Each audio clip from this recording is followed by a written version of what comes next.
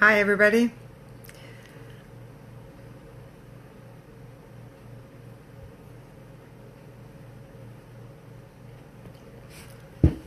Happy 4th of July, 2017. I'm waiting to see if anybody's going to jump on here this afternoon, or if you're all out barbecuing and going to a party. It's party time. Not for here, but maybe for you. Today is project day, getting things done. And hi, Sandra. All right, well, at least I have one person to talk to. How are you today? Happy 4th of July to you too. Are you guys up partying with all the campers in your RV park today? I'll bet that's going to be fun. You're right on the water, I think, so you should get some good fireworks somewhere up there. I remember when I lived at the beach over at Merritt Island, we would go to the Banana River and we could watch the fireworks right above us, and then we could see the fireworks in Melbourne, and we could see the fireworks out by the Space Coast. So we could see three sets of fireworks at the same time. It was like the best spot in the world to have a good fireworks show. All right, well, today is day 24, and it is coming to an end. We're almost to the end of our 30-day challenge, and I'm looking forward to not finishing it, but I'm looking forward to the topics that still are to come. And today's topic is a good one. I was a little worried that you guys were all going to ask me to talk about Independence Day.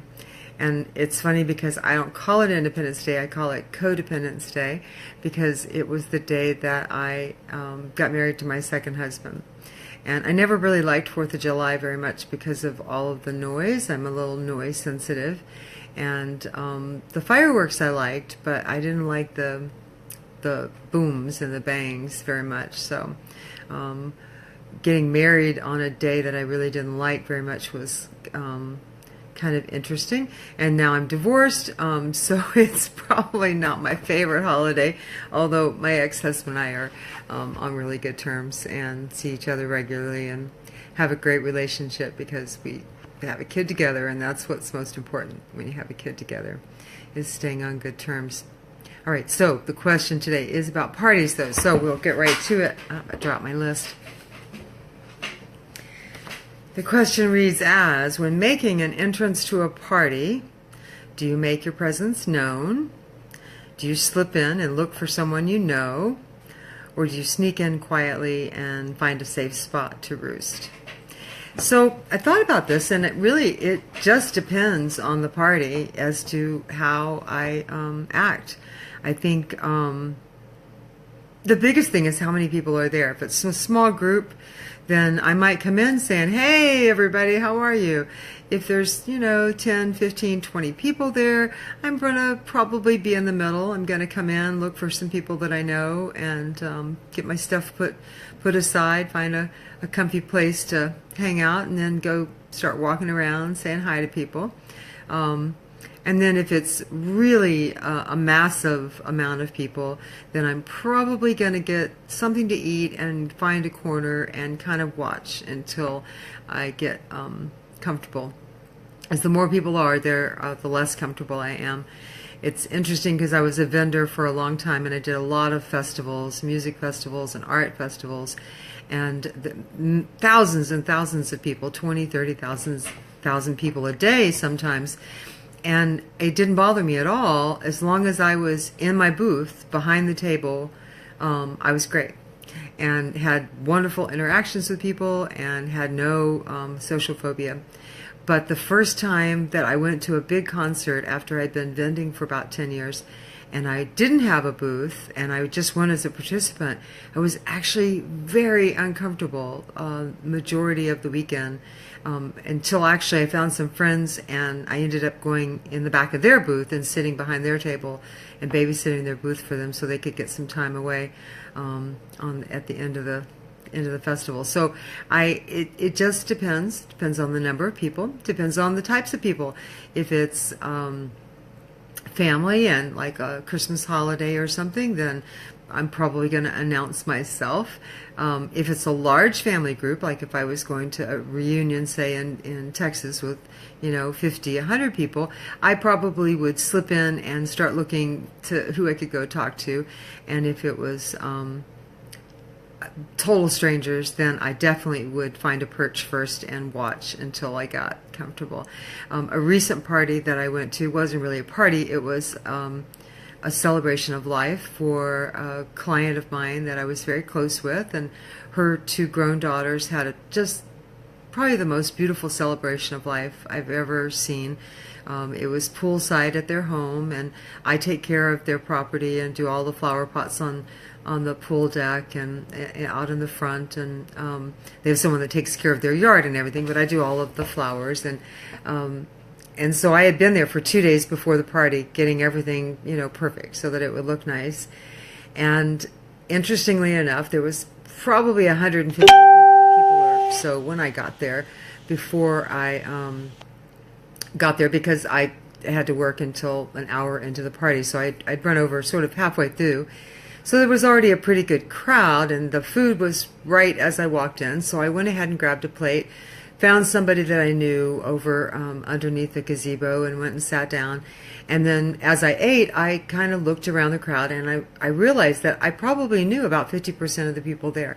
They were mainly people from Winter Park and College Park, and a lot of them I might not know personally, but they were customers at Palmer's, and I'd seen them at art shows, or I'd seen them at the garden center, or I had seen them, maybe they had a kid in band or an orchestra, and I'd seen them at Winter Park High School or at Glenridge. So it was interesting, because I was all dressed up, and normally, especially at the garden center, people are used to seeing me in my hat and my work clothes, and so no one recognized me.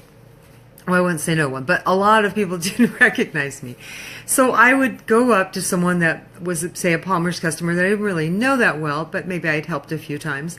And I'd find somebody that they were talking to that I knew, and I'd go and I'd stand and just start talking.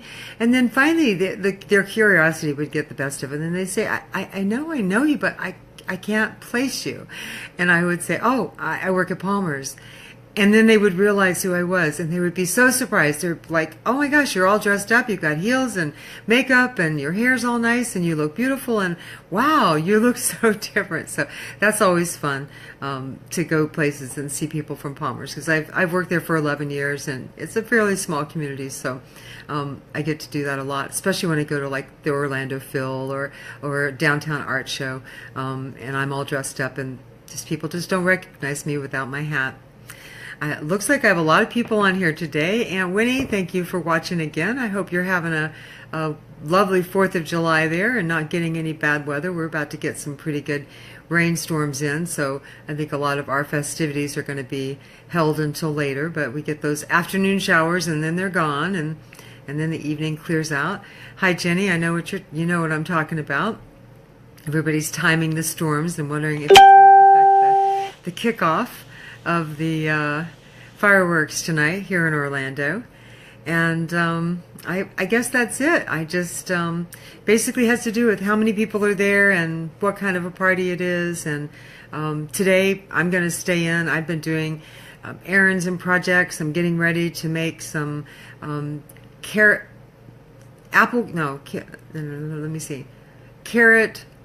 pie jam.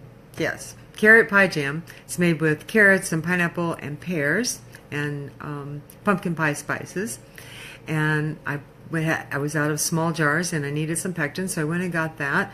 And I put a screen up on my patio this morning, and I didn't have quite enough screening, so I went and got some more of that. So I'm going to finish that up. And then I've spent a little bit of time this afternoon working on day 22, because I still haven't done day 22's video, and I know you guys are all wondering what the topic is that's keeping me from doing it, but I'm actually having a really good time, and I'm going to go do some more Deidre time and find my inner child. And probably tonight, after the fireworks are over, I will come back and finish and be all caught up All right. So I hope everybody has a wonderful 4th of July. Happy Independence Day, and stay safe. And I won't say stay warm because it's pretty warm in most of the country, but stay happy and, change it up. If you're going to a party today and you usually sit in the back, go talk to some people that you wouldn't normally talk to. You might have some fun. Or if you're normally the life of the party, maybe take a back seat and be an observer today for a little while. You don't have to do it all the whole party, but just try and see what comes of it. All right. Happy 4th of July, and I'll see you later this evening.